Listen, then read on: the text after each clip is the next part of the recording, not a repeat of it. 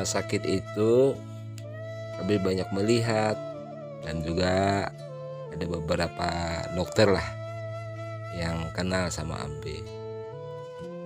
Jadi hampir 70% penyakit itu dimulai dengan gangguan pencernaan. Nah, MAH misalnya. Sebenarnya gejala-gejala awal penyakit itu sebelum kronis ya bisalah kita deteksi. Nah, kalau untuk gangguan pencernaan seperti MAH sebelum terlanjur menjadi parah bahkan meningkat menjadi penyakit liver, beberapa tanaman yang berkhasiat obat ada di seputar kita. Contohnya lampu yang wangi. Bagi Abi, lampu yang wangi ini dengan pengalaman yang cukup panjang dari kakekmu. Nah, ini pengalaman empirik namanya. Sangat-sangat berfaedah di dalam membantu gangguan pencernaan seperti MAH. Nah, ini sebenarnya contohnya sederhana. Tanamannya pun mudah saja didapatkan. Dan sekiranya kita ingin menanam sendiri, mudah sekali pula menanamnya. Dan tidak memerlukan tempat yang khusus ya. Nah, bisa di pot, bisa di polybag. Perawatan yang begitu mudah untuk tanaman yang justru sangat berkhasiat membantu kesehatan kita, bahkan penyembuhan, tidak hanya pencegahan anakku.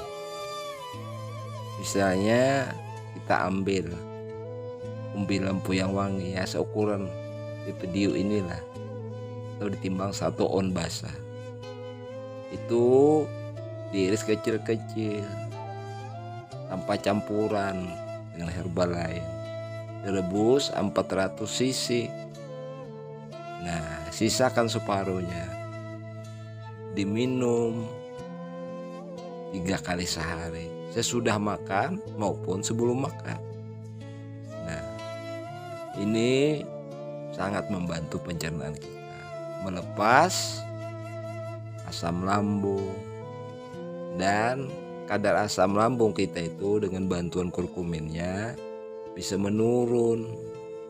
Nah, tinggal kita mau memanfaatkan yang sederhana ini. Jika rasanya mungkin rasa pahitnya itu kurang berkenan di lidah, bisa diparut. 1 on basah itu diparut, kemudian diperas airnya itu. Nah, tambahan airnya untuk perasannya itu sekadar menurut perhitungan Anda. Nah, kemudian perasannya tadi diendapkan di dalam kulkas mungkin 3-4 jam. Setelah itu diambil beningnya saja, endapannya tidak usah diminum karena di endapan itu ada lemak tertentu. Jadi endapannya itu dibiarkan, beningnya saja diminum. Minumlah 3 kali sehari. Jadi kalau minum parutan perasan daripada lampu yang wangi ini, yang paling bagus itu sebelum makan 3 kali sehari. Insya Allah ini akan mengurangi asam lambung. Nah, bahkan membersihkan kadar asam lambung tadi sehingga menjadilah kadar darah kita itu basah, netral. Nah, ini awal yang sangat bagus sebelum terjadinya lebih lanjut penyakit kita.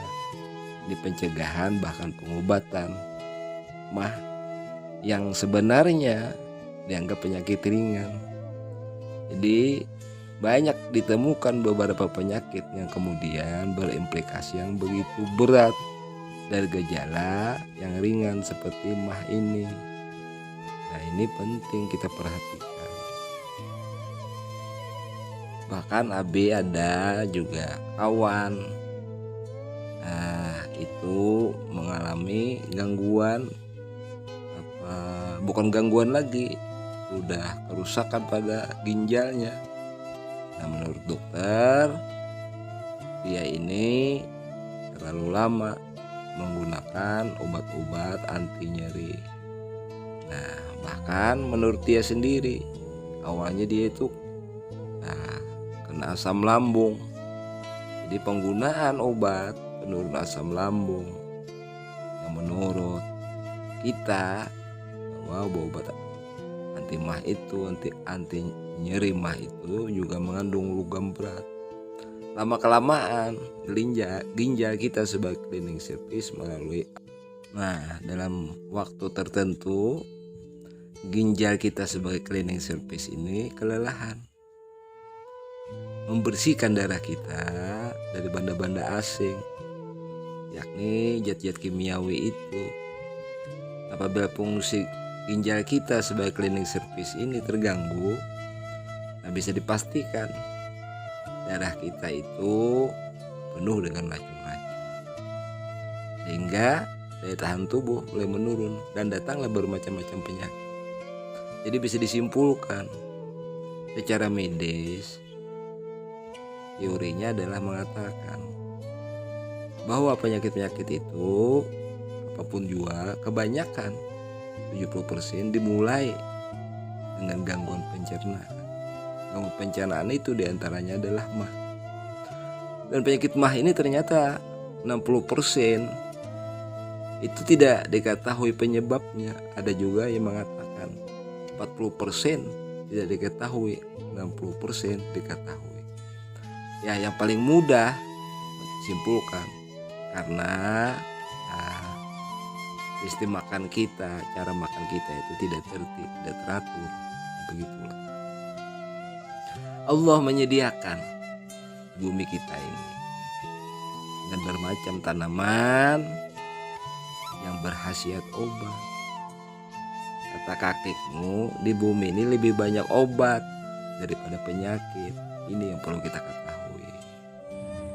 Demikian pula kata Rasul, hanya 2 perkara yang tidak bisa disembuhkan, yakni penyakit ketuaan dan kematian.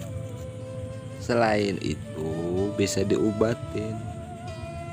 Nah, begitu pula dengan kata kakekmu tadi, lebih banyak obat ketimbang penyakit. Jadi Allah memberikan cintanya, dan hendaklah jangan bertepuk sebelah tangan. Kita harus memanfaatkan apa yang kita ketahui secara empiris, secara budaya yang sudah lama. Banyak sebenarnya tanaman-tanaman yang berkhasiat untuk penyakit-penyakit yang ringan seperti mah ini. Hanya AB secara empiris sudah mungkin ratusan tahun dari keluarga AB untuk penyembuhan. Salah satu juga yang menunjang kesehatan kita, yang berhubungan dengan jasmani kita, adalah justru rohani kita, pola pikir kita. Makna daripada rahasia Allah di tubuh kita, cinta tadi, ini manajemen kita di dalam menghadapi kehidupan. Ini penting anak.